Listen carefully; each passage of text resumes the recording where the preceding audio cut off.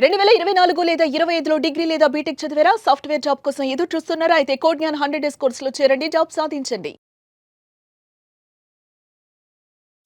కర్మ సిద్ధాంతం జనరల్గా ఇది ఎన్ని రకాలుగా ఉంటుంది, నక్షత్రాలపైకి వచ్చేటప్పటికి దాని ప్రభావం ఏ విధంగా ఉంటుంది, అండ్ ఏ నక్షత్రం వారికి ఏ విధంగా ఉంటుంది అనేది ఈరోజు మనతో పాటు వైదిక్ ఆస్ట్రాలజీ ఉమా గారు ఉన్నారు. అది వారి మాట్లాడే తెలుసుకున్నాం. నమస్కారం ఉమా గారు. నమస్తే నాగరాజు గారు. కర్మ సిద్ధాంతం అనేది ఎన్ని రకాలుగా ఉంటుంది? ప్రస్తుతం నక్షత్రాల గురించి మనం మాట్లాడుకోవాలి అని అంటే ఒక్కొక్క నక్షత్రం గురించి డీటెయిల్గా మాట్లాడుకుందామండి. అంటే ఎవరెవరికి ఏ విధంగా ఉంటుంది అనేది. తప్పకుండా అండి. మనం చాలా సందర్భాల్లో చెప్పుకున్నాం నాగరాజు గారు, కర్మ సిద్ధాంతం అంటే ఏంటి అనేటువంటి విషయం మీద. కర్మ అనేటువంటిది నాగరాజు గారు ఎప్పుడైనా సరే మూలమైనటువంటిదండి. దేనికైనా సరే మనకి ప్రపంచంలో కనిపించేటువంటి చలనం ఉన్న, ప్రాణం ఉన్న ప్రతి జీవరాశి కూడా దానికి వెనకాల ఉండేటువంటిది ఏంటి అంటే కర్మనే. మనకి కంటికి కనిపించేటువంటి జీవరాశులైన పంది, కుక్క, ఎలుక, బల్లి, ప్రతిదీ, పాము, ప్రతిదీ దాంతో మనతో సహా అన్ని కంటికి కనిపించేటువంటి క్రిమి కీటకాదులు, ఆకాశంలో విహరించేటువంటి పశుపక్షాదులు, సో వీటికి సంబంధించి అన్నీ కూడా ఈ కారణం కర్మనే ఉంటుందండి. జ్యోతిష శాస్త్రానికి కూడా మూలం కర్మనే. ఒక కర్మ అనేటువంటిది కారణం ఉంది కాబట్టి నేను ఈరోజు ఇలా కూర్చోగలిగాను, మీరు ఇప్పుడు అలా కూర్చోగలిగారు. నాకు ఈ శరీరంలో అన్నీ పనిచేస్తున్నాయన్నా నేను చూడగలుగుతున్నాను, మీరు వినగలుగుతున్నారు, నేను మంచి బట్టలు వేసుకోగలిగాను. ప్రతి దానికి కూడా కారణం కర్మ అండి, అనుభవించేటువంటి యోగం ప్రతిదీ కూడా. ఈ రకంగా మనం తీసుకుంటే నాగరాజు గారు 3 రకాలైనటువంటి కర్మలు చెప్పబడ్డాయండి. ఒకటి సంచిత కర్మ. సంచిత కర్మ అంటే ఏమిటి అంటే మనం ఏదైతే పాస్ట్ లైఫ్లో ముందు జన్మ కానీ, ముందు క్షణాలు కానీ, ముందు జీవితంలో కానీ చేసినటువంటి కర్మ ఉంటుందో అది పాజిటివ్ ఆర్ నెగిటివ్ ఎనీ మనం చేసిన క్రియ అదైతే ఉంటుందో అది సంచిత కర్మ అండి. ఆ సంచిత కర్మ అనేటువంటిది ఎప్పుడూ కూడా ప్రతి మనిషికి కూడా అదే కారణం అవుతుంది. ఇప్పుడు నడిచేటువంటి జీవితంలో కష్టానికైనా సుఖానికైనా అదే కారణం అవుతుంది. సో ఇక్కడ అది సంచిత కర్మ అయితే, రెండవది ప్రారబ్ధ కర్మ నాగరాజు గారు. ప్రారబ్ధ కర్మ అంటే ఏమిటి అంటే ఈ క్షణం నేను చేయగలిగేటువంటి పనులు ఏదైతే నా బుద్ధిపూర్వకంగా నా ప్రమేయంతో నేను చేయగలుగుతున్నానో అదే ప్రారబ్ధ కర్మ. అంటే ఫర్ ఎగ్జాంపుల్ ఇప్పుడు నేను మాట్లాడుతున్నానండి, అదే నేను తిట్టొచ్చు, అదే నేను లేచి ఎవరైనా కొట్టచ్చు, అదే నేను వెళ్ళి దొంగతనం చేయొచ్చు, అదే నేను ఎవరైనా చంపొచ్చు, ఏదైనా చేయొచ్చు. ప్రారబ్ధ కర్మ అనేటువంటిది దీనికి రిఫ్లెక్షన్, ఈ క్రియకి ప్రతిక్రియ అనేటువంటిది రాబోయేటువంటి రోజుల్లో అనుభవించేటువంటిది ఆగామి కర్మ. ఉదాహరణకి సంచిత కర్మ అనేటువంటిది ఉంది కదా అని చెప్పి ఒకేసారి మొత్తం దాని మీదే మనం రావండి. ఫర్ ఎగ్జాంపుల్ నేను ఒక బాగా డబ్బున్న వ్యక్తిని అవమానించి లేదా కొట్టాను అనుకోండి, అది నా కర్మ, నేను చేశాను, దానికి నేను ప్రతిఫలంగా అనుభవించాల్సిన కర్మ బ్యాలెన్స్ ఉంది. సో సంచిత కర్మ ఉంది కదా అని చెప్పి వెంటనే నన్ను ఎవరైనా వచ్చి కొడతారు ఇలా ఉండదండి. నేను ఆ డబ్బున్నవాడిగా ఎదగడానికి ఎంతైతే పుణ్యం అవసరం అవుతుందో అంత పుణ్యం నేను సంపాదించుకున్నప్పుడు ఆ కర్మ నాకు అటాక్ అవుతుంది. సో సంచిత కర్మ అనేటువంటిది క్రెడిట్ లాగా ఎప్పుడు అలాగే ఉంటుంటుంది. సో దానికి ఈ ప్రారబ్ధ కర్మకి సమ్మేళనమే ఈ ఆగామి కర్మ. ఆ సంచిత కర్మకి ఇప్పుడు మనం చేసుకునే ప్రారబ్ధ కర్మకి సమ్మేళనం అండి. ఒక మాట ఉంటుంది నాగరాజు గారు, అవశ్యం అనుభోక్తవ్యం కృతం కర్మ శుభాశుభం అంటుంది శాస్త్రము. అంటే కొన్ని కోట్ల లక్షల కల్పయుగాలైనా సరే మనం అనుభవించాల్సిన కర్మ కష్టమైనా సుఖమైనా అది ఏదైనా సరే అది మనమే అనుభవించాలి, చెక్కు చెదరకుండా అలాగే ఉంటుందండి. అదే మనం ప్రాయశ్చిత్తపూర్వకంగా వేడుకొనగలిగితే ఖచ్చితంగా కర్మ అంతా కూడా నాశనం అవుతుంది, తగ్గుతుంది అని శాస్త్రం చెబుతోంది. మరి ప్రాయశ్చిత్తపూర్వకంగా ఎలా వేడుకుంటాం మనకు తెలియనటువంటి కర్మ? దానికే ఆస్ట్రాలజీ అనేటువంటి ఒక బ్రహ్మాస్త్రం, జ్యోతిష శాస్త్రం అండి. దీంట్లో ఉండేటువంటి గ్రహాలన్నీ కూడా ఒక్కొక్క దాన్ని సూచన చేస్తూ ఉంటాయి.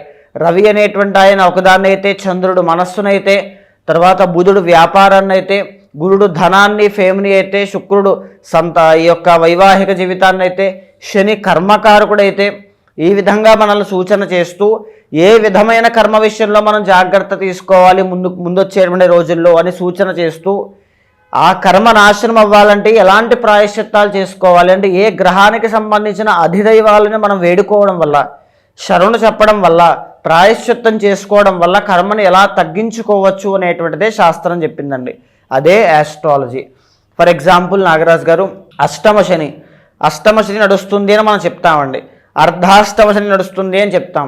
ఏలినాటి శని ఉంది, ఈ పీరియడ్ ఆఫ్ టైంలో ఆర్థిక సమస్యల విషయంలో జాగ్రత్తగా ఉండాలి, పలానా జన్మశనిలో డైజెస్టివ్ ప్రాబ్లమ్స్ విషయంలో జాగ్రత్తగా ఉండాలి, ఇలా నేను చెప్తాము. చెప్పినప్పుడు అవునండి కరెక్ట్గా అదే టైంలో నాకు ఇలాంటిది వచ్చింది, అవునండి కరెక్ట్గా నేను ఇలా టెస్టులు చేయించుకున్నాను, నాకు ఇలా డయాగ్నోసిస్లో ఇలా తేలింది, ఎలా వస్తుంది? కర్మకారకుడైనటువంటి శని ఖచ్చితంగా ఆ టైంలో ఎఫెక్ట్ చేయడం వల్లనే ఉంటుందండి. దాన్ని మనం ఇండికేషన్ ఆస్ట్రాలజీ ద్వారా గుర్తించవచ్చు. చాలామంది ఏమిటి అంటే నాకు జాతక చక్రం లేదు, నా జీవితమే లేదా అంటారు. కాదండి, ఆస్ట్రాలజీ ఒక ఇండికేషన్ అంతే, ఒక సూచిక, రాబోయేటువంటి రోజుకు ఒక ఇండికేషన్ అంతే, అది ఆధారం కాదు. దాని ఆధారంగా మనం ఏ దేవతను ఆరాధన చేసుకోవాలి అనేటువంటిది ఆధారపడి ఉంటుందండి.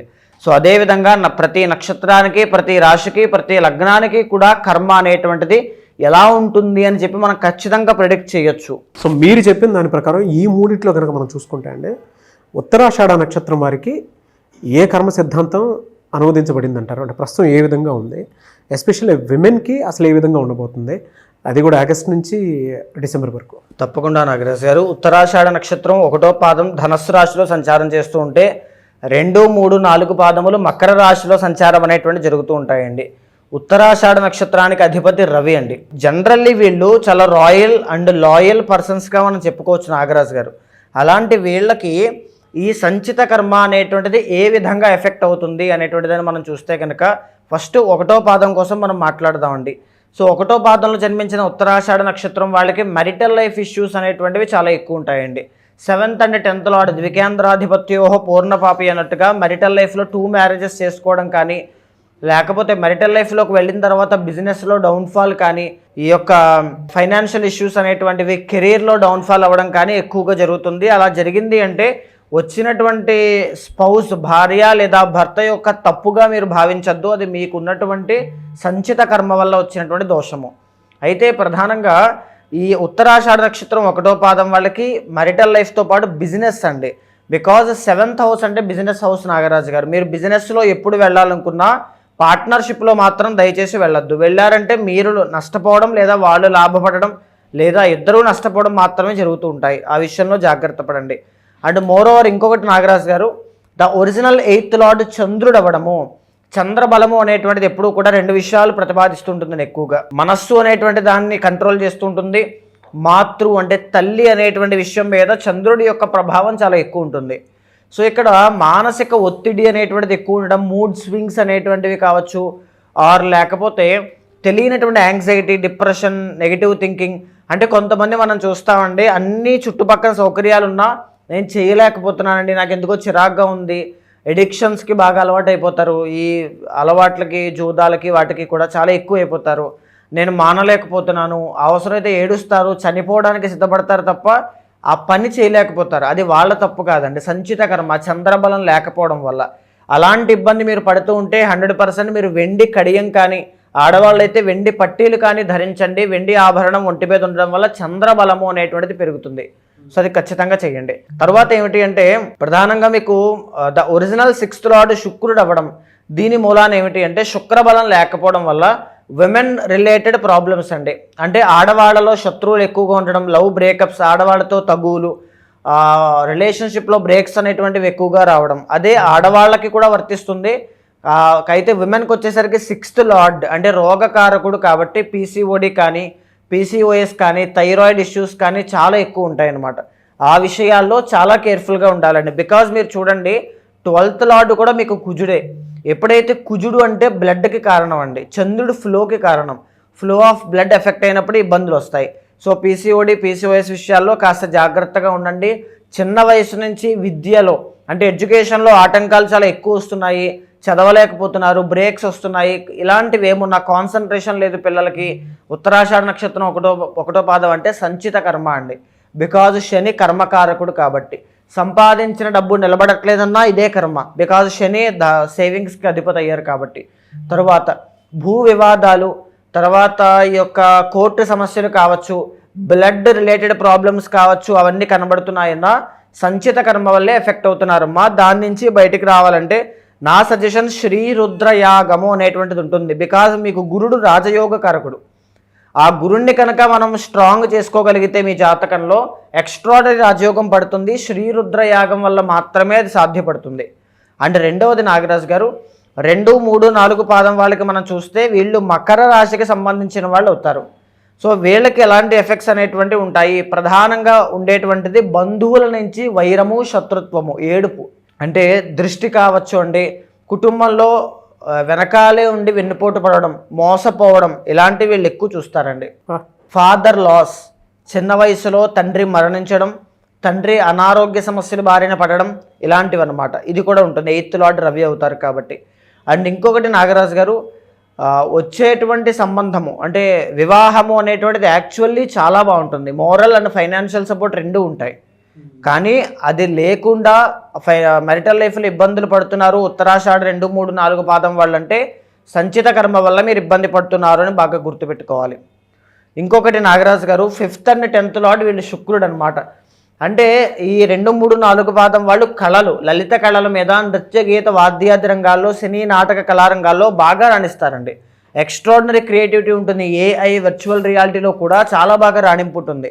కానీ ఎదుగుదల లేదు. కూపస్థ మండూకము అంటే బావిలో కప్పలాగా కష్టపడిన, స్కిల్ ఉన్న, టాలెంట్ ఎంత చూపించినా అక్కడే ఉంటున్నారు అంటే సంచిత కర్మ వల్ల మీరు బాగా ఎఫెక్ట్ అవుతున్నారని అర్థం అండి. సో లేదా బద్ధకము, నిర్లక్ష్యము, సోమరితనము ఇలాంటివి ఎక్కువ అవుతున్నాయి. కొన్ని సందర్భాల్లో వాటిని మీరు గుర్తించలేకపోవచ్చు, కానీ అవి మీ ఎదుగుదలకి ఆపడానికి కారణం కావచ్చు. అది కూడా సంచిత కర్మ వల్ల వచ్చేటువంటిది, బాగా గుర్తుపెట్టుకోండి. తర్వాత 3rd and 12th లార్డ్ అండి, ఎప్పుడైతే ఇది విదేశీ యోగానికి సంబంధించిందనమాట. విదేశాలు వెళ్తారు చాలామంది, బాగా కనెక్ట్ అవుతారు చూడండి. విదేశాలు వెళ్తారు, చదువుకోవడానికి వెళ్తారు. చదువుకోవడానికి వెళ్ళిన తర్వాత, చదువు అయిపోయిన తర్వాత ఉద్యోగం రాదు. ఈ వీసా ప్రాబ్లమ్స్ వస్తాయి. ఉద్యోగం వచ్చినా జీతం సరిపోదు. పార్ట్ టైం చేయడానికి అక్కడ రూల్స్ ఒప్పుకోవు. మ్యారిటల్ లైఫ్లోకి వెళ్ళడానికి ఇబ్బందులు ఉంటాయి. అంటే విదేశీ యోగానికి వెళ్ళే ముందు చాలా గొప్పగా అనుకుని అక్కడికి వెళ్ళిన తర్వాత దూర ప్రాంతాలకి అనేక కష్టాలు పడతారు. మీరైనా, మీకు తెలిసిన వాళ్ళైనా, వాళ్ళు ఏ నక్షత్రంలో ఉన్నా సరే, అది 12th and 3rd, 7th లార్డ్లో వచ్చేటువంటి ప్రాబ్లమ్స్ అండి. మేజర్లీ ఈ యొక్క నక్షత్ర పాదాలకి కూడా దోషం ఉంటుంది. సో విదేశాలు వెళ్ళాక నానా కష్టాలు పడుతున్నారు అంటే వాళ్ళు సంచిత కర్మ వల్ల ప్రాబ్లమ్స్ అనేటువంటివి ఫేస్ చేస్తున్నారు అని అర్థం అండి. వీళ్ళు జాగ్రత్తగా ఉండాల్సిన ఆరోగ్య సమస్యలు నాగరాజు గారు మేజర్లీ ENT ప్రాబ్లమ్స్, ముఖానికి సంబంధించి ముఖానికి గాయాలు అవ్వడం, ENT ప్రాబ్లమ్స్ రావడం. నరములకు సంబంధించిన బాధ వెరికోస్ వెయిన్స్ అండి. కుటుంబం దగ్గర నుంచి ఒత్తిడి, కుటుంబము నా అనుకున్న వాళ్ళే వెన్నుపోటు పడడం చాలా గట్టిగా చూస్తారు ఇలాంటివండి. తర్వాత మేజర్లీ 45 ఏజ్ దాటిన వాళ్ళైతే 12th లార్డ్ గురుడు కాబట్టి హార్ట్ అటాక్ సంబంధించి, కొలెస్ట్రాల్ సంబంధించి, డయాబెటీస్ సంబంధించి, బికాస్ గురుడు అంటే ఈ మూడిటికి ఇస్తుంటారు కాబట్టి. అండ్ తర్వాత ఈ యొక్క యూరినరీ ట్రాక్ ఇన్ఫెక్షన్స్, ఆ విషయాల్లో కూడా మీరు చాలా కేర్ఫుల్గా ఉండండి. మేజర్లీ ఇప్పుడు నడిచేటువంటి ఆగస్టు, ఈ మాసాలు, డిసెంబర్ వరకు వీళ్ళకి ఎలా ఉంది అనేటువంటి చూస్తే నాగరాజు గారు, 1వ పాదం వాళ్ళకి ఫస్ట్ మనం మాట్లాడుకుంటే అండి, సెప్టెంబర్ 17 దగ్గర నుంచి అక్టోబర్ 17 దాకా వీళ్ళకి అద్భుతమైన రాజయోగం ఉందండి. 1 month. ఆ 1 monthలో ఉద్యోగం లేని వాళ్ళకి ఉద్యోగం రావడం, రాజకీయాల్లో గ్రోత్ చూడడం, తర్వాత పనులన్నీ ఆగిపోయినవన్నీ పూర్తవ్వడం, బంగారం వ్యాపారం చేసే వాళ్ళకి మంచి లాభాలు రావడం, ఎనీథింగ్ అన్నీ కూడా కెరీర్ పరంగా మంచి గ్రోత్ ఉంటాయి. అక్టోబర్ 15 నుంచి నవంబర్ 17 దాకా 1వ పాదం వాళ్ళకి 11వ స్థానంలో రవి యోగించిన నీచ స్థితిలో ఉన్నారండి. అంటే ఆరోగ్య సమస్యల వల్ల ధన నష్టం కలగడం కానీ, తనకంటే పెద్దవాళ్ళు అంటే పై అధికారులు కావచ్చు, కుటుంబ సభ్యులు కావచ్చు, వాళ్ళ యొక్క అనారోగ్య సమస్యలు లేదా వాళ్ళ పనుల వల్ల మీరు ఇబ్బంది పడడం, మీకు ధన నష్టం కలగడం, ఎనీథింగ్. లేకపోతే మీ మ్యారిటల్ లైఫ్లో ఆర్ బిజినెస్ లైఫ్లో డబ్బు నష్టపోవడం, పని అవుతుంది, భారీగా డబ్బు నష్టపోతారు. ఇలాంటివి చూసే అవకాశాలు ఎక్కువ ఉంటాయండి. తర్వాత మళ్ళా వీళ్ళకి అంత రాజయోగం పట్టాలంటే ఇప్పుడు అప్పుడే లేదు, 2026కి వెళ్ళిపోవాలి. అయితే 2, 3, 4 పాదం వాళ్ళకి మనం చూస్తే నాగరాజు గారు, వీళ్ళకి ఆగస్టు 17 నుంచి రవి 8వ స్థానము సింహంలో రవికేతువుల యొక్క కాంబినేషన్ అండి. వాహన ప్రమాదాల విషయంలో జాగ్రత్తగా ఉండాలి ప్రస్తుతము సెప్టెంబర్ 17 దాకా. తరువాత మానసిక ఒత్తిడి తీసుకోకుండా, ఒంటరితనము అనేటువంటిది లేకుండా, తర్వాత ఆనందంగా ఉండడానికి ప్రయత్నం చేయాలి అండి. అంటే మానసిక ఒత్తిడి, హార్మోనల్ ఇంబ్యాలెన్సెస్ అనేటువంటివి చాలా ఎక్కువ అవుతాయి ఫిజికల్గా కూడా. తర్వాత సెప్టెంబర్ 15 నుంచి అక్టోబర్ 17 దాకా సామాన్యంగా ఉంటుంది, ఇబ్బంది ఏమీ లేదు. అక్టోబర్ 15 నుంచి నవంబర్ 17 దాకా 10th రవి నీచ స్థితిలో ఉన్నప్పటికీ, యోగించినప్పటికీ కూడా ప్రయత్నం చేస్తారు, నోటి దాకా వచ్చి వెనక్కి వెళ్తాయి. నవంబర్ 15 నుంచి డిసెంబర్ 17లో మీకు రాజయోగం ఉంది. ఎక్స్ట్రాడినరీగా అనుకున్నవన్నీ కూడా నెరవేరుతాయండి. రావాల్సిన డబ్బులన్నీ కూడా, మొండి బకాయిలన్నీ వస్తాయి, పనులన్నీ పూర్తవుతాయి, హెల్త్ ఇష్యూస్ తగ్గుతాయి, కెరీర్లో గ్రోత్ అన్నీ కూడా లాస్ట్ మంత్లో మీకు చాలా బాగా కనబడుతుంది. అయితే చాలామందికి వారి పర్సనల్ చాట్ ప్రకారం ఏముంది, విద్య, ఉద్యోగం, వ్యాపారం, ఆర్థికం లాంటి విషయాల్లో ఏ విధంగా ఉండబోతుందని ప్రతి ఒక్కరికి తెలుసుకోవాలనుకుంటారు. వారి జాతక చక్రం ఆధారంగా మిమ్మల్ని అప్రోచ్ అవ్వాలంటే ప్రాసెస్ ఏంటి? మనం ఇప్పుడు మాట్లాడుకుందంతా కూడా గోచార అంశములు నాగరాజు గారు. కానీ పర్సనల్ చాట్లో ఏ విషయాన్నైనా సరే మనం కూలంకషంగా చూడొచ్చు, మాట్లాడవచ్చు, జాగ్రత్తలు కూడా తీసుకోవచ్చు. సో నేను చాలా మందిని చూశాను నాగరాజు గారు, చిన్న వయసు నుంచి నాకు సరిగ్గా చదువు చెప్పించలేదని బాధతో తల్లిదండ్రులను హింసించేటువంటి వాళ్ళని చూశాను. చిన్న వయసులోనే వ్యసనాలకి బానిసైన వాళ్ళని చూశాను. మ్యారిటల్ లైఫ్లో ఒక రాంగ్ డెసిషన్ తీసుకుని వెళ్ళి ఇబ్బంది పడి మళ్ళీ విడిపోయి నానా రకాల కష్టాలు పడుతున్న వాళ్ళని చూశాను. ఎన్నో రకాలు చూశానండి. అలాంటి వాళ్ళు ఎవరున్నా సరే మీ వెనకాల నేను ఉంటాను. ఖచ్చితంగా మీ జాతకం చూసిన తర్వాత మీ జీవితంలో లెఫ్ట్ ఆర్ రైట్ సిచ్యువేషన్ ఎప్పుడు వచ్చినా ఒక బ్రదర్లా కావచ్చు, ఒక ఫ్యామిలీ మెంబర్లా కావచ్చు, ఒక ఆస్ట్రాలజర్ లాగా, ఒక మెంటర్ లాగా మీకు గైడెన్స్ ఇస్తాను. ఖచ్చితంగా మీ జాతకం చూసిన తర్వాత ఏదైనా దోషాలుంటే శాంతి పరిహారములు మీతో ఆచరింపచేసి భగవత్ అనుగ్రహం కలిగేలా చేస్తాను. అలాంటి వాళ్ళు ఉంటే మీ కింద కనిపించిన నెంబర్కి కాల్ చేస్తే మా వాళ్ళు మీకు పూర్తి వివరాలు అందిస్తారు. వాళ్ళకి కాల్ చేసి మీరు తెలుసుకోవచ్చు. థ్యాంక్ యూ అండి. థ్యాంక్ యూ సో మచ్ అమ్మ గారు. నమస్తే అండి. చూసారు కదండి వీడియో. ఈ వీడియోపై మీ అభిప్రాయాన్ని కమెంట్ బాక్స్లో పోస్ట్ చేయండి. ముఖ్యంగా మీరు కనుక విద్య, ఉద్యోగం, వ్యాపారం, ఆర్థికం లాంటి విషయాల్లో మీ జాతక చక్రం ప్రకారం ఏ విధంగా ఉంది, వేదిక ఆస్ట్రాలజీ ఏం చెప్తుంది, ఎలాంటి రెమెడీ పాటించాలి, దాంతోపాటు చాలామందికి పర్సనల్గా కెరీర్లో ఏ విధంగా స్టెప్ వేస్తే బాగుంటుంది, అదే బిజినెస్సా, కెరీర్ వైపుకి వెళ్ళాలంటే జాబ్ వైపుకి వెళ్ళాలా, లేదా పెళ్ళిళ్ళకి సంబంధించి అంటే ఇది కరెక్టా కాదా అని తెలుసుకునేటువంటి వాళ్ళు కూడా చాలామంది ఉంటారు. కాబట్టి వేదిక ఆస్ట్రాలజీ త్రూ కనుక మీరు వెళ్ళాలనుకుంటే స్క్రీన్ మీద మీకు ఉమా గారి కాంటాక్ట్ నెంబర్ కనిపిస్తుంది. దాన్ని మీరు కాల్ ఆర్ మెసేజ్ వాట్సాప్ చేసి వెంటనే అపాయింట్మెంట్ బుక్ చేసుకోండి. ఈ వీడియో లైక్ చేయండి, షేర్ మాత్రం తప్పకుండా చేయండి. ఇలాంటి మరిన్ని వీడియోస్ కోసం మా ఛానల్ ఫాలో అవ్వండి. Thank you.